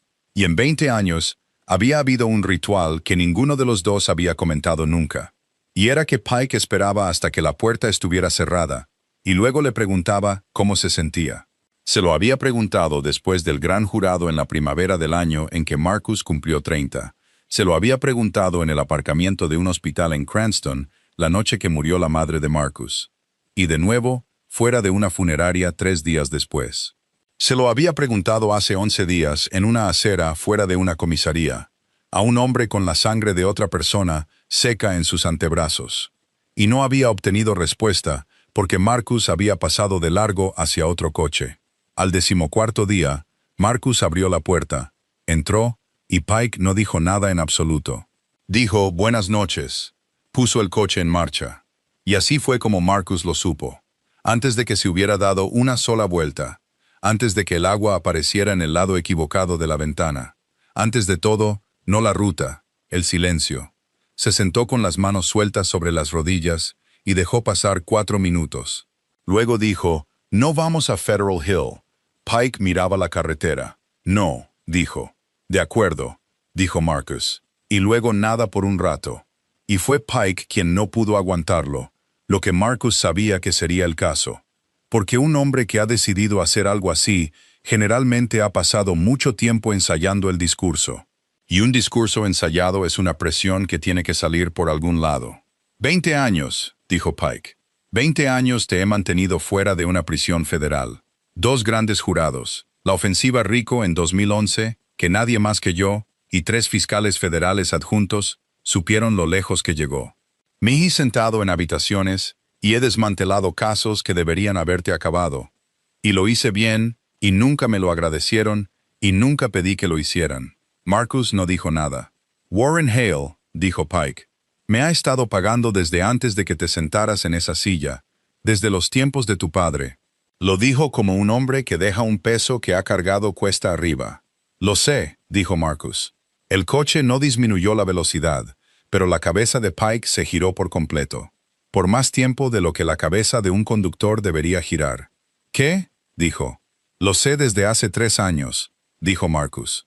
Pike volvió a mirar la carretera. Sus manos habían cambiado en el volante. Eso no es posible, dijo. La propiedad de la calle Nolan, dijo Marcus. 2023, me aconsejaste que la comprara y la compré. Y el buró tenía una escucha en una compañía de títulos que cerró un trato en esa manzana 11 días después. 3 días después de mi cierre, sacaste una comisión de una cuenta de depósito en garantía que no tenía por qué tener tu nombre cerca. Pike no dijo nada. Un hombre no se vuelve descuidado en 20 años, dijo Marcus. Se vuelve descuidado en una tarde. Y luego, en voz baja, después de un momento, Pike dijo lo único honesto que dijo esa noche. Entonces, ¿por qué me mantuviste? Marcus miró por la ventana, y esa era la pregunta. Y quedó suspendida en ese coche en la oscuridad con el agua pasando por el lado equivocado. Y Pike la esperó como los hombres esperan un veredicto. Lo había pensado 1000 veces en 3 años sin saber que lo estaba haciendo. Se había preguntado por qué los buenos expedientes seguían llegándole. ¿Por qué todavía estaba en la sala? ¿Por qué un hombre tan cuidadoso dejaría un agujero de ese tamaño en su propia casa y nunca lo repararía? Marcus dijo, ¿recuerdas lo que me dijiste el primer año? Pike no respondió. Me dijiste que lo más valioso que un hombre en mi posición puede tener no es un abogado que gana, dijo Marcus. Es un abogado que sabe dónde están todas las puertas. Sí, dijo Pike. Bueno, dijo Marcus, algunos de nosotros tenemos que aprender eso desde fuera. El coche redujo la velocidad y giró, y la carretera bajo ellos cambió a algo más antiguo y accidentado, y más adelante en la oscuridad había edificios bajos sin luces. La voz de Pike, cuando llegó, había perdido la mayor parte de lo que tenía al principio. No voy a disculparme contigo, dijo. No quiero que lo hagas. Él va a estar allí, dijo Pike. Y no está solo, lo supuse. Entonces sal, dijo Pike. Y salió de él antes de que hubiera decidido decirlo. Y después, no sería capaz de explicárselo a nadie, y mucho menos a sí mismo. Estamos a 300 metros de esa puerta. Sal de este coche ahora mismo y vuelve por esa carretera. Y le diré que lo sabías. Le diré que te perdí. Le diré lo que quieras que le diga. Marcus giró la cabeza y lo miró entonces, por primera vez desde que había entrado. No, dijo. ¿Por qué? Dijo Pike. Su voz se quebró en la palabra. Por el amor de Dios. ¿Por qué? Porque necesitaba saber a quién me llevarías, dijo Marcus. El edificio de almacenamiento en frío, al final del viejo muelle, había estado a oscuras durante 9 años. Y Warren Hale estaba de pie en medio de la planta principal, bajo la única luz que funcionaba, con 2 hombres detrás de él, y una mesa plegable montada frente a él como una oficina. Marcus entró solo. Pike se detuvo en la puerta y no lo siguió. «¿Lo trajiste?», dijo Hale. Marcus dejó el libro de contabilidad verde sobre la mesa entre ellos. Hale lo miró y no lo alcanzó, y algo en su rostro se relajó, y se rió una vez en voz baja, como un hombre se ríe al final de una larga enfermedad. 14 años, dijo. 12, dijo Marcus. Ha estado fuera de las manos de mi padre durante 12. Hale puso 2 dedos en la cubierta y la giró unos grados, como un hombre endereza algo en su propio escritorio.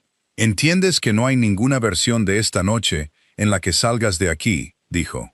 «Entiendo lo que tú piensas», dijo Marcus. «Entonces te diré algo», dijo Hale. «Porque he querido decírselo en voz alta a alguien durante 12 años, y nunca ha habido nadie a quien pudiera decírselo». Marcus esperó. «Él era limpio», dijo Hale. «Thomas Callahan nunca aceptó $1 en su vida, ni uno. Le ofrecí dinero 4 veces distintas a lo largo de 11 años, y cada vez me miró como si hubiera escupido en el suelo de una iglesia. Negó con la cabeza lentamente. ¿Sabes lo raro que es eso? En mi carrera, he conocido quizás a 4 de ellos, y él fue el único que ni siquiera aceptaba un favor». Marcus no se movió. «Y eso fue lo que lo mató», dijo Hale. «Porque un hombre así no lo deja pasar. Lo trabajó durante 9 años en su tiempo libre. Y al final, tenía registros bancarios, y tenía a 2 de mis propios hombres listos para hablar. Y tenía la forma de todo el asunto. Lo que no tenía era el libro. Quería el libro porque el libro tenía mis iniciales en cada página, remontándose 14 años, de puño y letra de tu padre. Y sin él tenía una teoría, y con él me tenía en un tribunal federal». Hale levantó la vista. «Y entonces vino a ti», dijo. Nadie dijo nada. 25 años, dijo Hale. 3 meses en esa silla, un niño en el asiento de su padre. Y Thomas Callahan vino a ti y te pidió un libro que no valía nada para ti y todo para él. Y le dijiste que no. Marcus no dijo nada.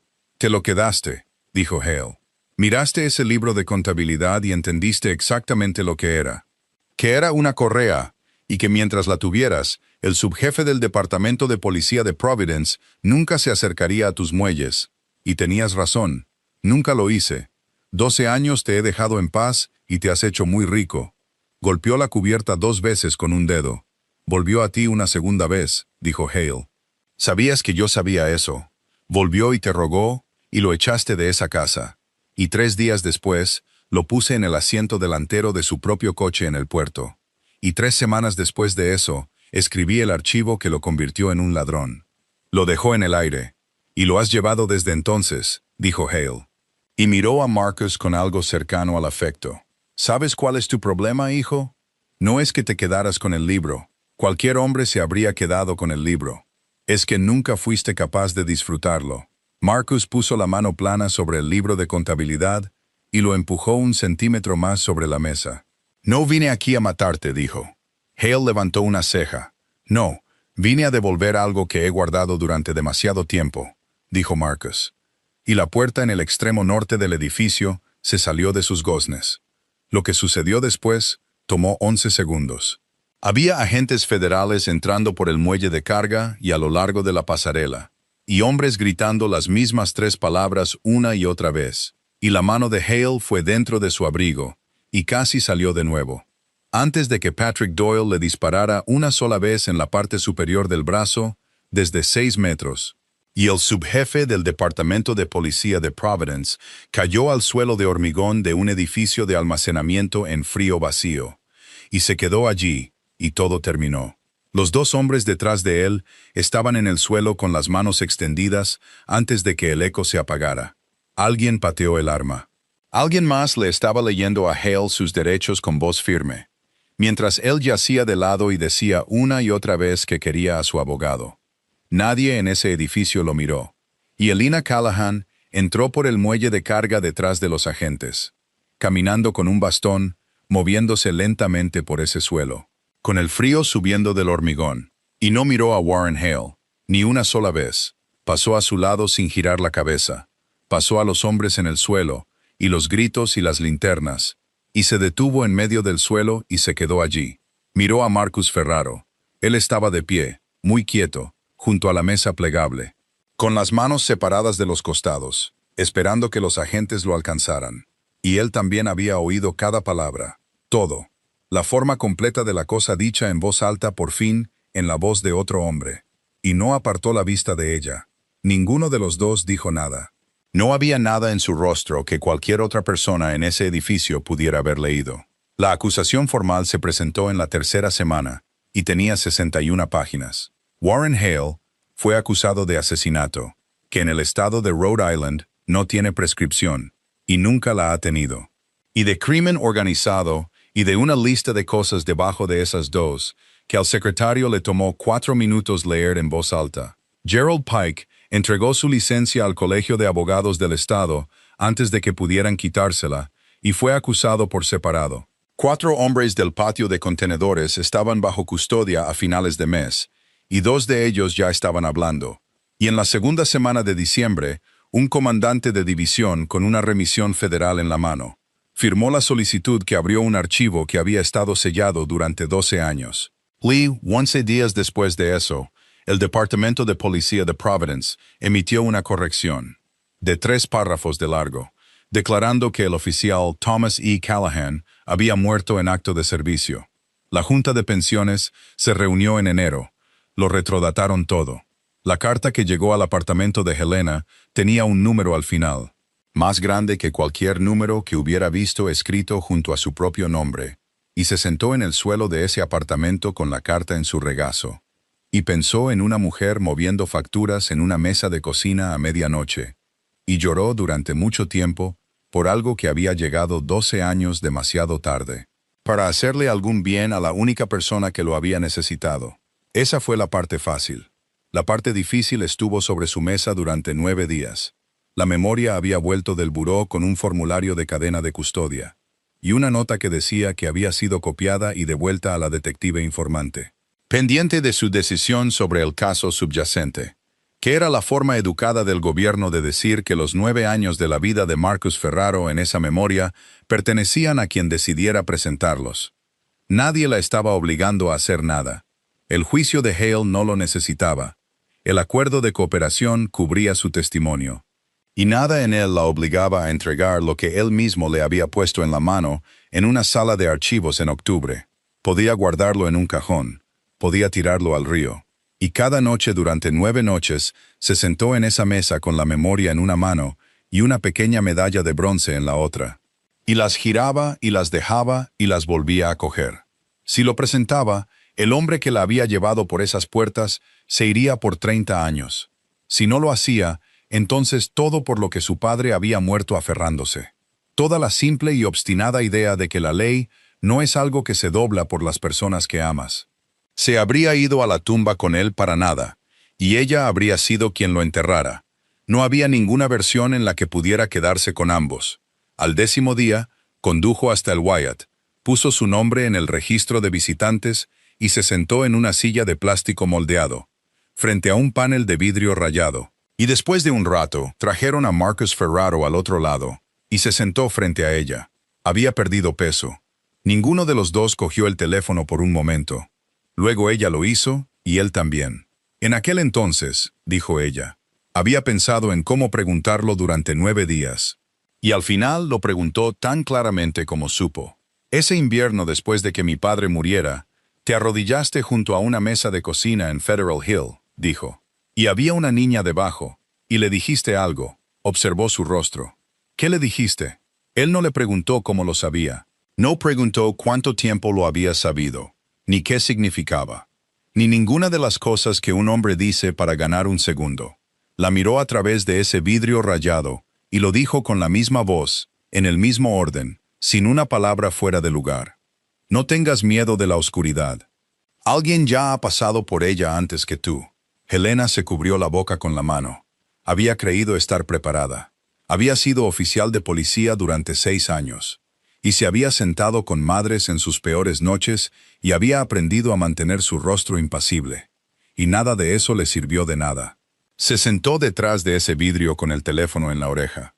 Y lloró como lloran las personas cuando algo que han llevado solas desde la infancia resulta haber sido real todo el tiempo, y haber tenido una persona asociada a ello. Y no pudo parar durante un buen rato. Marcus no dijo nada. No le dijo que no llorara. Esperó con la mano plana en el mostrador de su lado del vidrio y la dejó. Cuando pudo volver a hablar, su voz estaba destrozada. Tenía 9 años, dijo. Mi madre me dijo que mantuviera la cara agachada. Nunca te vi. Lo sé, dijo él. ¿Por qué volviste a entrar?, dijo ella. Porque había una niña debajo de la mesa, dijo Marcus. Y su padre llevaba muerto 2 meses, y no había nada en ese apartamento. Se secó la cara con el dorso de la muñeca. Luego le hizo la otra pregunta. No había planeado preguntársela ese día. Se había dicho a sí misma que le daría otra semana. Pero salió de ella de todos modos, como siempre lo hace la verdadera pregunta, y salió en voz baja. Entonces, ¿por qué?, dijo. ¿Por qué ayudaste a la hija de un extraño en febrero?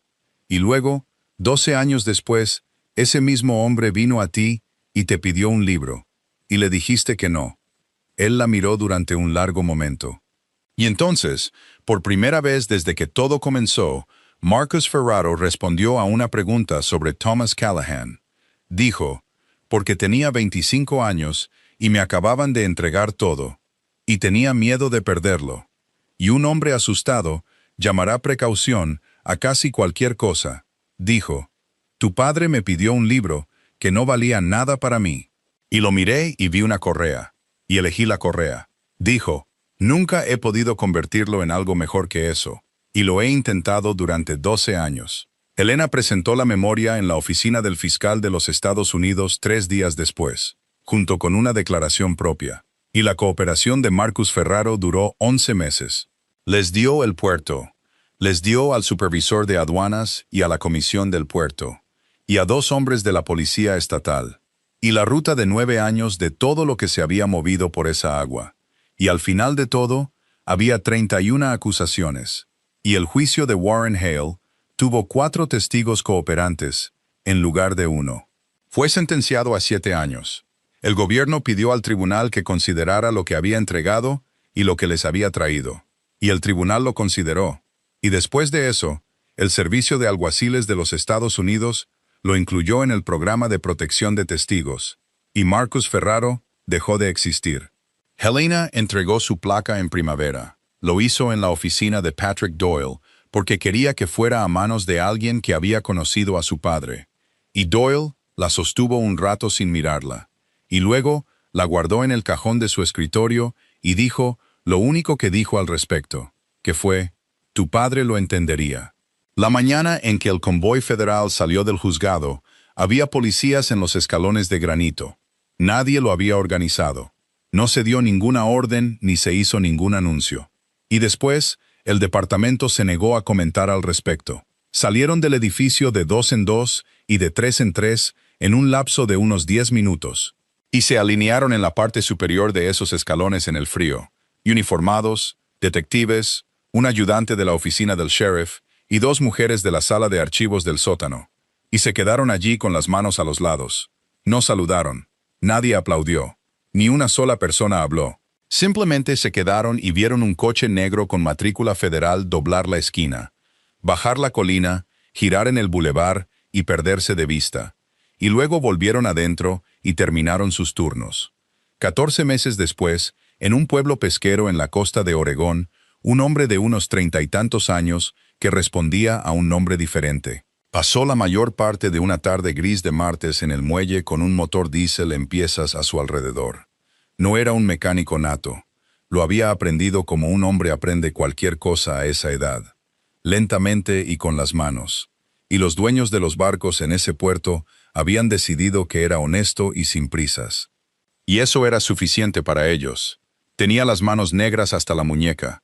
Helena bajó la rampa un poco después de las 4 con 2 tazas de café. Y había una simple alianza de oro en su mano izquierda, que nadie en ese pueblo le había preguntado nunca, porque no era el tipo de pueblo donde la gente pregunta. Dejó el café en la barandilla y se quedó observándolo trabajar. Luego se llevó la mano a la nuca, desabrochó la cadena y la sacó de debajo del cuello. Tomó su muñeca, le dio la vuelta a la mano y colocó la pequeña medalla de bronce en su palma, aceitosa y lisa por un lado. Él la miró. «Has tenido esto mucho tiempo», dijo. «Me la prestaste cuando más la necesitaba», dijo ella. «Quédatela», dijo él. «No», dijo ella. «Ahora es tu turno de caminar por la oscuridad». Él cerró la mano a su alrededor. Más allá del rompeolas, la luz se estaba yendo como lo hace en esa costa en noviembre. Y ninguno de los dos dijo nada más. Y después de un rato, él volvió al motor. Y ella se quedó, sostuvo su café y lo vio trabajar. Esto es lo que queda después de todo. Una persona no es lo que un archivo dice sobre ella. Y no es lo que toda una ciudad ha acordado creer. Una persona es lo que hace cuando nadie la está mirando. Y cuando no hay absolutamente nada que ganar con ello. Y cuando aquel por quien lo hace no tiene nada que dar a cambio. La amabilidad gastada en alguien que no puede pagarte nunca se desperdicia. Porque no desaparece. Solo viaja. Y a veces tarda 18 años en volver y encontrarte sangrando en la oscuridad. Y el hombre más peligroso casi nunca es aquel a quien todos ya temen. Es el que está detrás de una placa en la que toda una ciudad ha acordado confiar. Si esta historia te ha conmovido, tómate un momento para darle a me gusta y suscribirte a nuestro canal, para que más historias como esta puedan llegar a ti. Y compártela con alguien que necesite escucharla hoy. Me gustaría saber qué sentiste mientras escuchabas.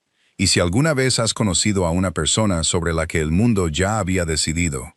Alguien que fue descartado mucho antes de que nadie se molestara en preguntar qué había hecho realmente. Deja un comentario y cuéntanoslo honestamente, desde el corazón. Porque esas historias son las que se quedan con nosotros.